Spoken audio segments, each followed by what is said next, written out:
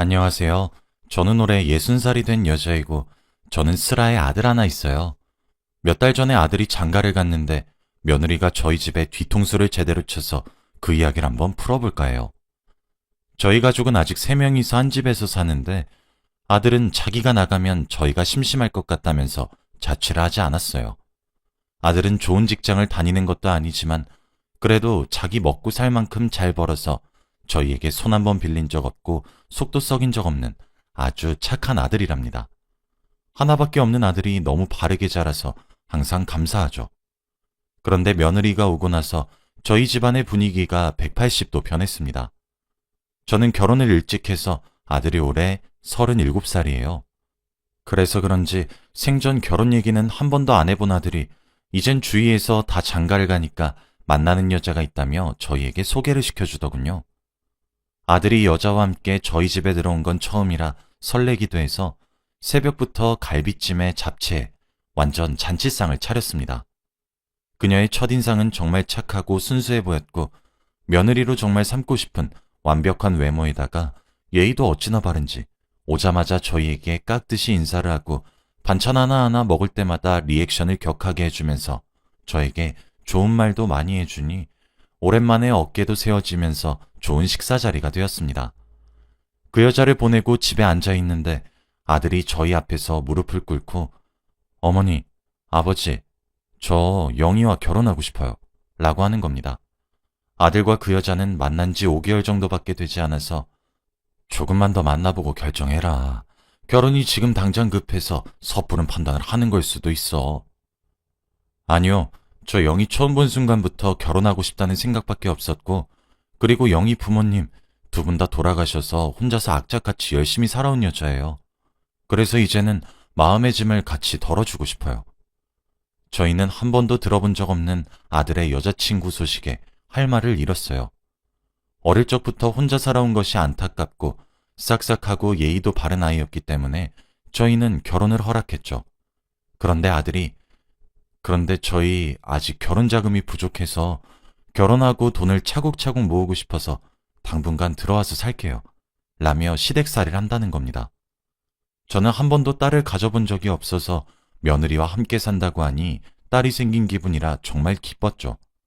같이 쇼핑도 하고 맛있는 식당도 가고 같이 데이트할 생각만 잔뜩 했습니다. 그렇게 속전속결로 결혼을 했고 그렇게 며느리가 저희 집에 들어와 살게 되었죠. 며느리는 결혼 후에 일을 그만두어서 하루 종일 집에 있기 때문에 저는 항상 저 혼자 차려오던 아침 밥상을 며느리와 함께 차릴 줄 알았는데 아침 7시가 넘어도 며느리는 일어나지 않았고 집안 사람들이 다 출근을 하고 점심시간이 다 되어서 일어났죠. 물론 아침 밥상을 차리는 게 필수는 아니지만 그래도 처음에는 일찍 일어나서 제가 아침 밥상을 차리는 것을 도와주는 것을 기대했는데 그래도 그때는 제가 너무 꽉 막힌 생각을 가진 줄 알고 며느리를 이해하려고 했습니다.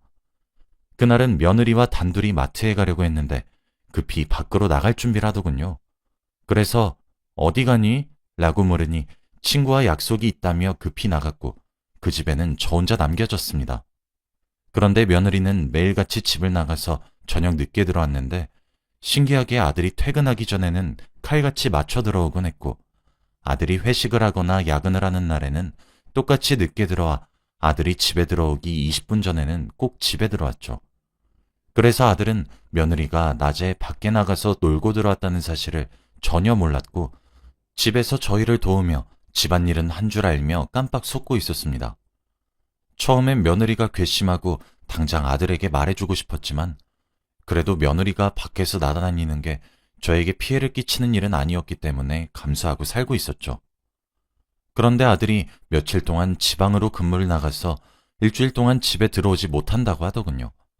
그래서 어쩔 수 없이 저와 며느리, 남편만 이 집에서 남게 되었던 거죠. 저희 남편이 출근을 하고 난 이후 며느리는 점심에 일어나 밥을 먹겠다며 저보고 밥 좀 달라고 했고 밥을 차려주니 제가 차린 밥상을 먹으며 어머니, 국이 짜네요. 어머니, 김치가 너무 쉬었어요. 라며 잔소리를 하는 겁니다. 저는 아들이 없을 때만 저에게 다른 모습을 보이는 며느리가 너무 약이 올라서 그래? 그럼 네가 직접 차려 먹으렴? 이라고 한마디 했죠. 그런데 며느리는 한마디도 안 지고 어머니, 제가 이 집안의 한 사람으로서 음식 맛이 이상하다고 한 건데 그렇게 화낼 일이세요? 그리고 어머니, 지금 나이 많이 드셔서 입맛이 예전 같지 않으신 것 같아 젊은 제가 조언 한번 해드린 것 가지고 되게 뭐라 하시네요. 어머니 혹시 갱년기세요? 라며 제 성질을 박박 긁더군요. 저는 한마디 하면 20마디를 하는 며느리에게 더 이상 달려들 힘이 없어서 그냥 포기하고 제 할 일을 했습니다.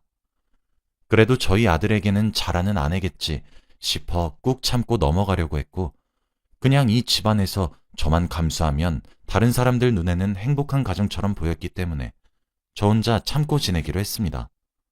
그런데 어느 날 마트에 갔는데 저희 동네는 작아서 이름만 대면 동네 사람들 안부를 다 아는 정도였죠. 그런데 평소와 다르게 저를 대하는 눈빛이 다른 거 있죠. 원래 친하게 지냈던 사람들도 다 저를 멀리하고 뒤에서 수군대는 겁니다. 그런데 그때 뒤에서 이라는 소리가 들리며 저를 불쌍하다는 듯이 쳐다보더군요. 저는 무슨 영문인지 몰라서 저희 동네에서 가장 친한 이웃집의 오키라는 친구에게 달려갔죠. 그런데 오키는 저에게 며느리가 쏟아낸 저희 집안 이야기를 들려주었습니다. 알고 보니 며느리는 온갖 험담뿐만 아니라 말도 안 되는 거짓말까지 하고 다녀서 동네에는 저희 집안 이야기만 잔뜩이었습니다. 이때까지 며느리가 저에게 했던 만행들은 오로지 저에게만 피해가 가서 참고 지내려고 했지만 저희 남편과 아들에 대한 험담은 도저히 참을 수 없어 집으로 달려가 며느리에게 한 소리 했습니다. 그런데 그날은 주말이라 아들도 집에 있었고 남편도 집에 있었죠. 그런데 생전 처음 보는 저의 모습에 다 당황을 했고 저는 며느리에게 이때까지 참아왔던 말들을 며느리의 얼굴에 내뱉었습니다. 그런데 원래라면 말대답을 할 며느리가 펑펑 울면서 어머니, 도대체 왜 이러세요? 갑자기 제가 도대체 뭘 그렇게 잘못했나요? 라며 자기는 처음 듣는 소리라는 식으로 말을 했죠. 아들은 엄마, 미쳤어? 왜 그래? 라며 의아해했고 저는 아니, 사람들이 동네에 떠도는 소문을 다 얘가 퍼뜨렸다고 한다. 라고 했죠. 그런데 며느리는 끝까지 모른 척하며 어머니, 제가 정말 안 그랬어요. 대체 누가 그런 말을 했는지 모르겠지만 전 정말 안 그랬어요. 그리고 어머니, 제가 이 말까진 안 하려고 했는데 저를 왜 그렇게 싫어하세요? 저는 정말 어머니와 같이 잘 지내보려고 했는데 저를 항상 내치시기만 하시고 저번에도 밥 같이 먹으려고 했는데 저보고 직접 차려서 혼자 먹으라며 못되게 말하시고 저는 어머니에게 며느리도 안 되는 존재예요? 라며 없는 말까지 지어낸 것도 모자라 아예 저를 나쁜 사람으로 만들더군요.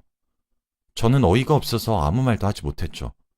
그런데 그 순간 며느리는 갑자기 펑펑 울다가 쓰러졌습니다. 아들과 남편은 당황을 하며 당장 침대에 눕혀 정성스럽게 간호를 했고 아들은 저에게 다가와 어머니, 도대체 왜 그래요? 영희는 어머니와 잘 지내보려고 무슨 일이든 다 할 아이인데 제발 한 번만 가족으로 생각해 주시면 안 돼요? 영희 안 그래도 몸도 약한데 쓰러지기까지 하니 어머니, 한 번만 영희 좀 보듬어 주세요. 라며 하나뿐인 아들마저도 자기 아내 편을 들면서 제 탓이라고 하는 게 아니겠어요? 저는 정말 화가 났고 며느리를 당장 집에서 쫓아내고 싶었습니다. 그렇게 며칠이 지나고 여전히 며느리는 저에게 반천투정을 하고 말다툼을 하는 게 일상이 되었죠. 그런데 갑자기 아들이 저에게 다가와 어머니, 영희가 집에 혼자 있고 어머니 잔소리를 받아들일 수 없다며 자기 혼자 카페를 차리고 싶다고 하네요. 그런데 저희가 아직 자금이 부족해서 그런데 혹시 조금만 빌려주실 수 있을까요? 라고 말을 하더군요. 하다가 이제 돈까지 뺏어가려고 하더니 그리고 직접 저에게 찾아와 물어보지도 않고 아들을 시켜서 이렇게 뜯어내는 모습을 보고 화가 났죠. 안 된다. 걔를 도대체 뭘 믿고 돈을 주니? 난 절대 못해. 라고 했습니다. 그런데 그날 이후로 며느리가 계속 저에게 애교도 부리고 진정한 며느리 노릇을 하더니 초라하지만 일찍 일어나서 아침 밥상도 차리고 청소도 하며 어떻게든 카페를 차릴 비용을 마련하려는 노력을 하더군요.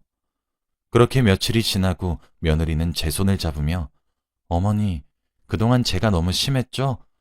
제가 부모 없이 자라서 그동안 사랑받는 게 익숙치 못해서 항상 내치기만 했던 것 같아요. 제가 앞으로는 표현도 많이 하고 어머니를 진짜 친엄마로 여기면서 딸 노릇 잘할게요. 사랑해요, 어머니. 라며 저를 꼭 안아주었죠.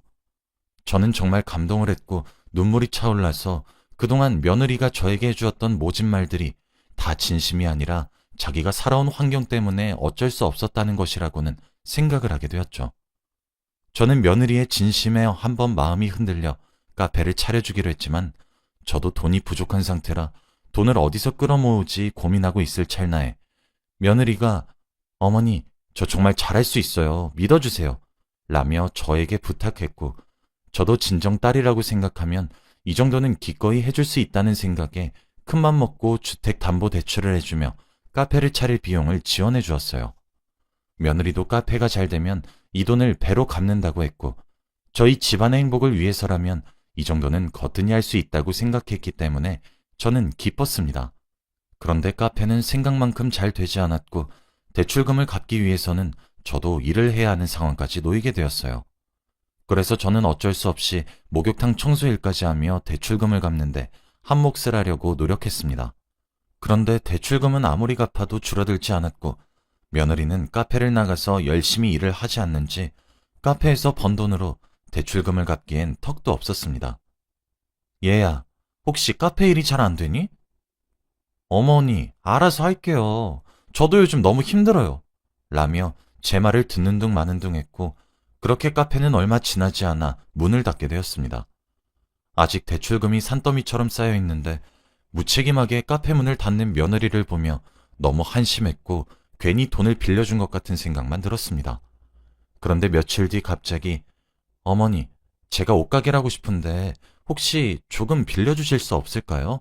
라며 아직 카페 대출금도 다 갚지 못했는데 이번에는 옷가게를 하고 싶다며 저와 남편을 설득하더군요. 얘야, 카페 문 닫은 지 얼마나 됐다고 옷가게니? 그리고 우리가 돈이 있다고 계속 빌려달래. 어머니, 진짜 마지막이에요. 저번하고는 달라요. 이번엔 정말 확실하다고요. 라고 했죠. 얘야, 나도 해주고 싶지만 이 집까지 팔아버린 마당에 우리가 돈이 어딨다고. 이제 돈 나올 구멍도 없어. 라며 말렸죠. 그래도 며느리가 울며 불며 부탁하길래 주변 지인들한테 손을 벌려 사람 한 명 놓을 정도로 동네에 아주 작은 옷가게를 해주었습니다. 정말 저희 가족은 바보 같은 행동인 것을 알면서도 하나밖에 없는 며느리가 그렇게 울며 불며 매달리니 부모도 없이 저렇게 사는 애가 너무 애처로워 어쩔 수 없었습니다. 지금 생각을 해보면 왜 그렇게 마음이 약해져 있었는지 정말 후회스럽긴 하네요. 그래도 옷가게는 카페보다 다행히 더 잘 돼서 주위에 손 벌린 돈부터 먼저 차근차근 갚아나가고 며느리도 저희에게 감사해야 하는 것 같아서 어느 정도 집안이 일어설 기미는 보였죠. 그런데 며칠 뒤 집안 청소를 하다가 식탁에 놓여져 있던 며느리 휴대폰에서 알람이 울려 보았더니 문자가 왔더군요. 그런데 문자 내용이 그래서 그 할망군 아직도 그렇게 멍청해? 라고 적혀 있더군요. 저는 어떤 할머니를 그렇게 칭하면서 대화를 나누는지 궁금해서 며느리 몰래 휴대폰 속 대화 내용을 읽었죠. 그런데 그 내용은 정말 가관이었습니다. 그건 며느리와 며느리의 친구가 한 대화였고 저희 집안 욕을 하는 대화가 대다수였거든요. 할망구는 바로 저를 칭하는 별명이었던 거죠.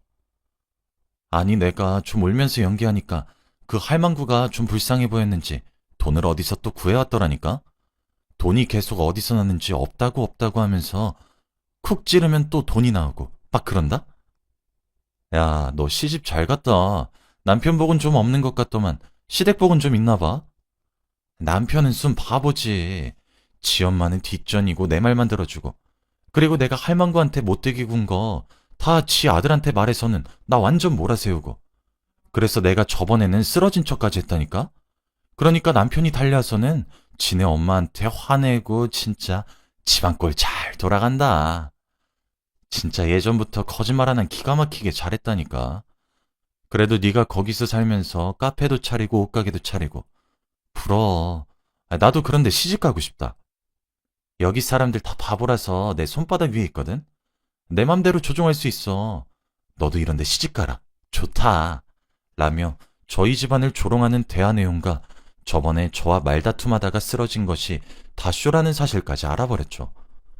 저는 화가 너무 치밀어 올라서 눈물까지 나버렸고 그 여자에게 빌려준 돈이 너무 아깝고 한순간 정말 딸처럼 여겼던 사람이 이런 배신을 하니 억장이 무너졌습니다. 며느리가 이 모습을 보기 전에 당장 휴대폰으로 몰래 대화 내용을 찍었고 며느리의 반응을 보기 위해 휴대폰 동영상을 안 보이는 곳에 몰래 설치했죠. 그때 화장실에서 나온 며느리에게 문자 내용을 들이대며 얘, 이게 무슨 말이니? 라고 하니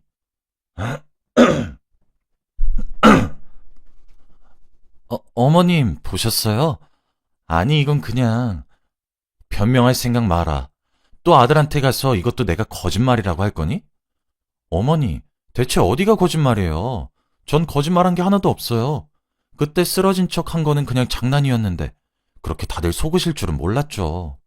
연기가 그렇게 형편이 없었는데 깜빡 속다니. 그건 제 잘못이 아니잖아요. 그리고 옷가게랑 카페도 다 어머님이 해주신 거고요. 도대체 제가 잘못한 게 뭐죠? 라고 말대꾸를 하더라고요. 저는 당당한 며느리의 모습에 뺨을 내리쳤고 며느리는 맞은 뺨을 부여잡으며 어머니, 지금 저 치셨어요? 라며 제 뺨을 때렸습니다. 저는 생전 태어나서 처음 맞아보는 뺨에 할 말을 잃었고 그리고 그 뺨을 저보다 한참 어린 며느리에게서 맞게 되다니 너무 자존심이 상했어요. 저는 뺨을 부여잡고 땅바닥을 한참 내려다봤죠. 그런데 그때 아들이 집에 왔는데 제가 뺨을 부여잡고 있는 모습을 보고 아들은 처음으로 제 편을 들어주며 당신 미쳤어? 설마 어머니 뺨을 때린 건 아니지? 여보, 나 절대 아니야. 내 말 믿어줘. 어머니 지금 연기하는 거라니까? 어머니, 무슨 말이라도 해보세요. 네? 저는 겨우 정신을 차리고 며느리의 말을 들었죠. 어머니가 갑자기 내 뺨을 때렸어. 그리고 내가 왜 때리냐고 했고. 여보가 집에 들어오니까 갑자기 이렇게 자기가 맞은 척하고 있는 거라니까? 요즘 어머니 이상해. 정상 아니라고. 여보, 빨리 요양원에 보내자. 어? 저는 며느리의 말에 어처구니가 없어서 곧장 몰래 녹화하고 있던 휴대폰을 찾아서 동영상을 아들과 며느리에게 보여주었고 며느리의 표정은 사색이 되었어요. 한동안 정적이 흘렀죠. 아들에게 휴대폰에 찍어두었던 대화 내용도 다 보여주었고요. 아들은 한동안 말이 없더니 며느리 보고 당장 이 집에서 나가 이 한마디만 했습니다. 아들이 한 번도 화내는 모습을 본 적이 없는데 믿었던 아내에게 이렇게 당하니 정말 화가 치밀어 올랐던 것 같더군요. 그렇게 며느리는 도망치듯 집을 뛰쳐나갔고 저희는 경찰서에 신고란 신고는 다 했고 온갖 죄목은 물론 그리고 이혼까지도 물론 처리했습니다. 그렇게 뺏어올 수 있는 돈은 다 뺏어왔고 그렇게 며느리는 다시는 저희 눈에 띄지 않게 되었죠. 저희는 돈을 며느리에게서 다 빼앗았지만 그래도 마음이 편하진 않았죠. 그렇게 믿었던 사람이 뒤통수를 치니 앞으로 사람을 어떻게 믿어야 할지 도무지 모르겠습니다. 제 사연은 여기까지예요. 감사합니다.